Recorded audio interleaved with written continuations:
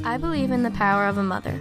I believe in her love, strength, generosity, and willingness to do absolutely anything for her child.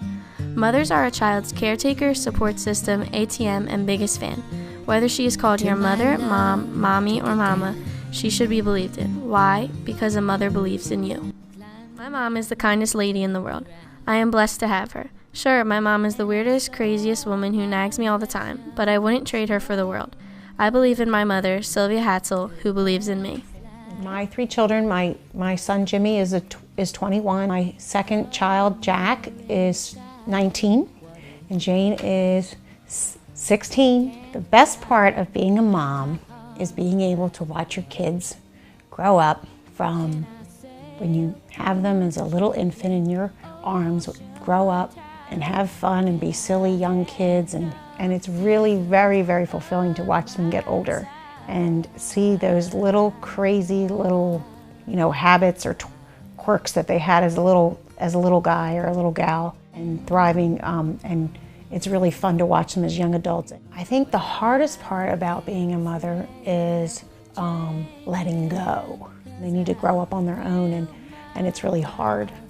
I love my kids because all three of them are great kids. They have a good personality. They're fun. It's hard to let them go off to college. It's hard to let them get their own apartment. It's very hard, but it's the right thing. Although my mom is great, she is not the only one. My teacher, Mrs. Armineau, is a remarkable mother, both in and out of the classroom. Miss Armineau has two biological sons, Jake and Joshua, both of whom have autism. This past year, she also adopted Lily, a little girl from China, who has a cleft lip and speaks no English. As anyone can see, she takes on a tougher parenthood than the average person, and for that, I believe in Mrs. Armineau. God gave me three wonderful children, three beautiful children, and trusting me to take care of them. That is the greatest gift. We're not just moms, we're their advisors, their guides. We're there to give them wisdom and help them learn. Sometimes being strong for your children is difficult, especially when your children have problems. The greatest day of my life was the day I became a mother when my son Jake was born. But for the first couple of years, he didn't talk.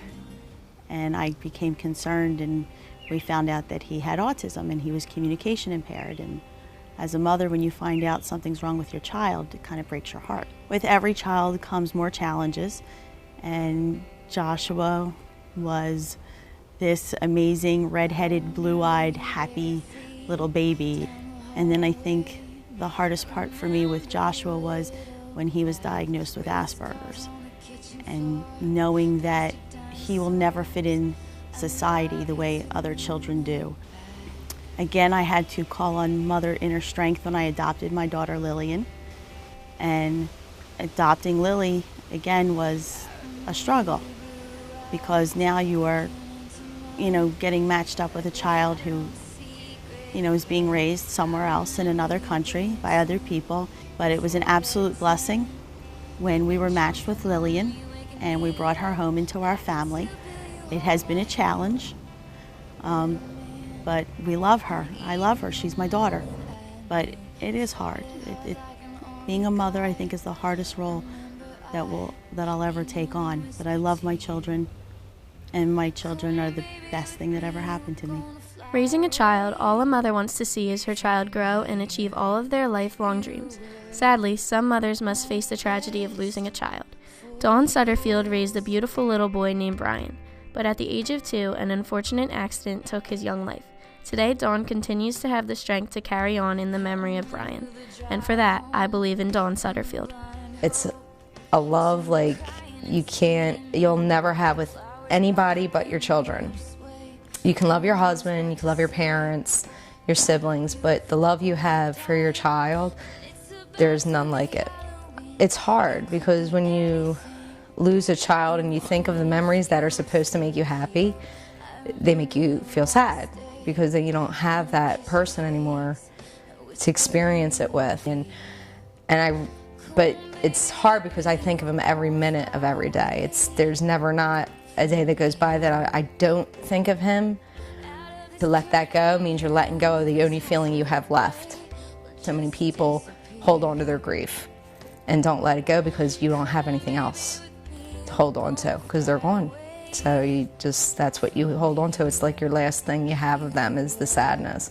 But when you have children, you also have to put that face on that everything's great, and you just do it. You don't know where you find the strength, but that's what we do. We have to be there for our children, and sometimes, even if I want to be sad, I can't be. You're their protector, their therapist. You give them advice, you help them calm down. When they're sad, you comfort them. You're everything. A mother is everything to their child.